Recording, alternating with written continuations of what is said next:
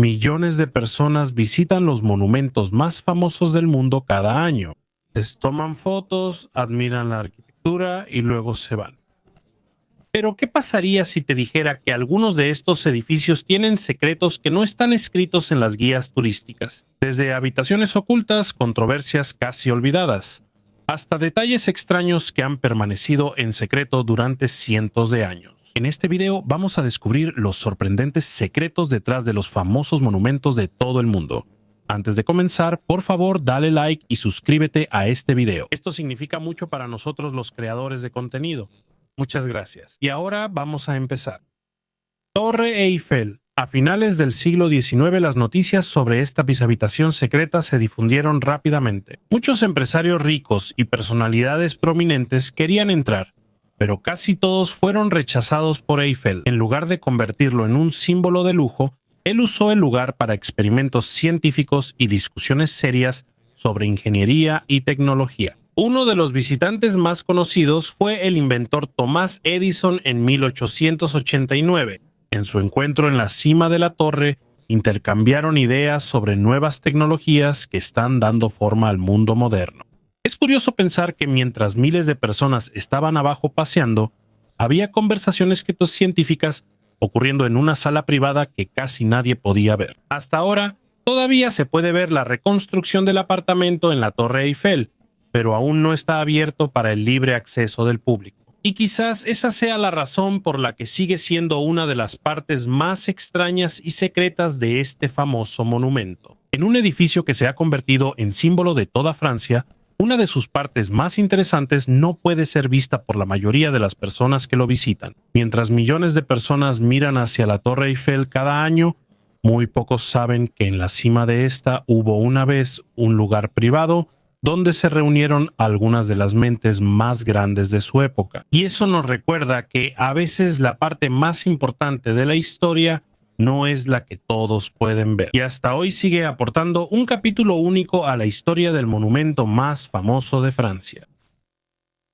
Capilla Sixtina. En la enorme obra maestra llamada El Juicio Final, hay una figura que sostiene su propia piel. Este es San Bartolomé, un santo que según la tradición fue torturado arrancándole la piel mientras aún estaba vivo. Es notable porque muchos historiadores del arte creen que el rostro en la piel colgante es el propio rostro de Miguel Ángel. En 1990 se publicó un estudio que decía que la forma que rodea la figura de Dios en la famosa escena de la creación de Adán se parece a la anatomía del cerebro humano. Desde entonces ha habido muchos debates entre historiadores, doctores e investigadores. Algunos creen que Miguel Ángel lo hizo a propósito porque era conocido por estudiar la anatomía humana desde joven. Otros dicen que la semejanza podría ser solo una coincidencia. Es importante recordar que aún no hay pruebas oficiales que digan que Miguel Ángel realmente hizo todo esto a propósito, pero esa es precisamente la razón por la que la Capilla Sixtina sigue siendo tema de conversación hasta hoy. Han pasado más de 5 siglos, pero todavía hay detalles dentro de ese edificio que siguen generando nuevas preguntas para los investigadores. Y tal vez ese sea el verdadero poder de una obra maestra. No solo se observa, sino que sigue siendo estudiada, debatida e interpretada por cada nueva generación. Monumento a Washington.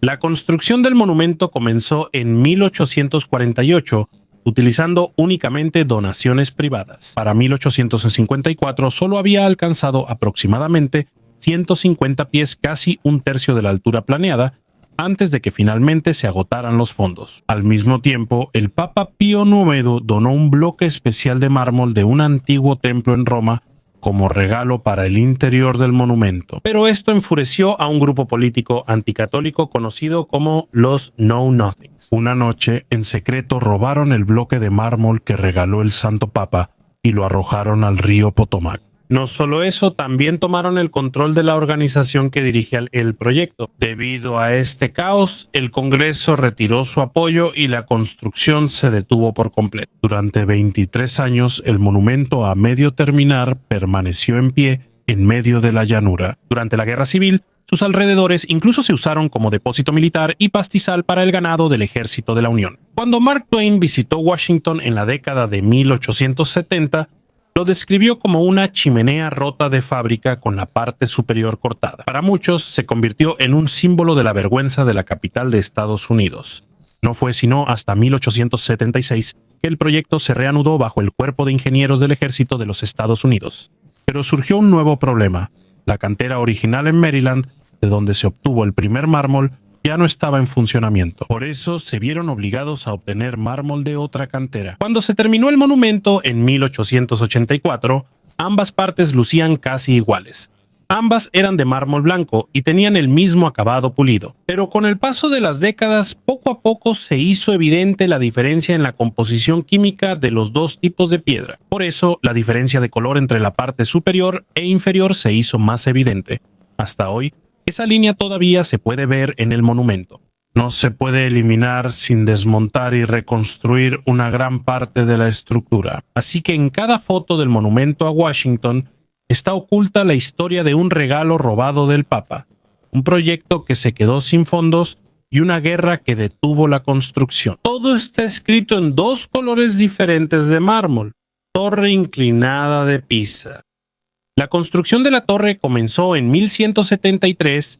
Casi de inmediato empezó a hundirse en el suelo blando y arcilloso de Pisa. Para cuando llegó 1178, después de construir el tercer piso, ya era muy evidente que estaba inclinada. En lugar de demolerla y empezar de nuevo, se vieron obligados a detener el proyecto. Debido a las guerras entre los diferentes estados-ciudad italianos, la construcción estuvo detenida durante casi 50 años. Cuando el trabajo se reanudó en 1272, el nuevo arquitecto se enfrentó a un problema que ya se había agravado durante mucho tiempo. Recordando, pensó en una manera de corregir la inclinación. Si la torre estaba inclinada hacia el sur, haría que las partes del lado sur fueran un poco más altas para que poco a poco volviera a una posición recta. El concepto era bueno en papel, pero no resolvió completamente el problema. Los niveles superiores se inclinaron ligeramente hacia el lado contrario que la parte inferior, pero mientras hacía esto la base seguía hundiéndose. Por eso se creó una forma extraña. Al ajustar toda la estructura, ya no es simplemente una torre inclinada, ahora es una torre que claramente se curva hacia arriba. En 1372 se construyó el campanario en la parte más alta con su propio ajuste, para reducir el efecto de la inclinación. Incluso el número de escalones en los lados norte y sur de la escalera llegó a ser diferente porque un lado se elevó varias veces. En pocas palabras, cada generación de constructores intentó repetidamente corregir la inclinación de la torre, pero cada uno de esos intentos dejó una nueva marca en su forma, así que si observas la silueta de la torre inclinada de Pisa contra el cielo, notarás su suave curva.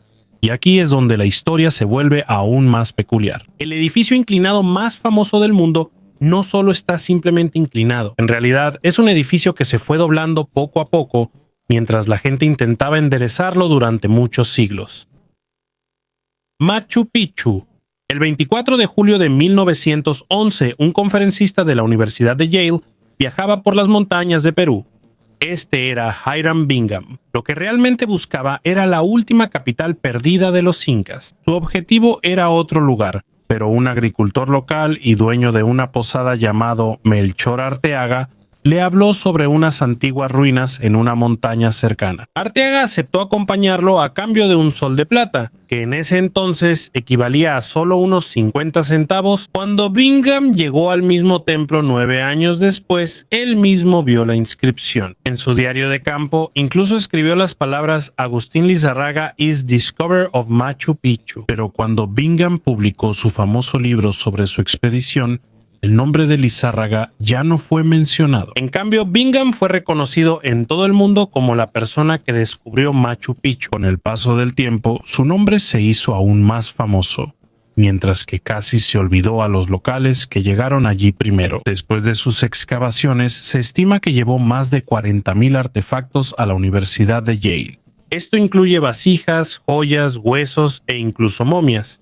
Durante casi un siglo, Perú pidió repetidamente la devolución de estos artefactos. Algunos fueron parcialmente devueltos en 2007, pero hasta ahora todavía hay objetos que permanecen en Yale. A veces, las personas que realmente descubrieron un lugar primero no son las que aparecen en los libros y monumentos. En cambio, son los locales que vivieron discretamente y cuidaron los secretos de su tierra durante muchas generaciones. Y tal vez ese sea uno de los mayores misterios ocultos detrás de la fama de Machu Picchu. Partenón en Grecia.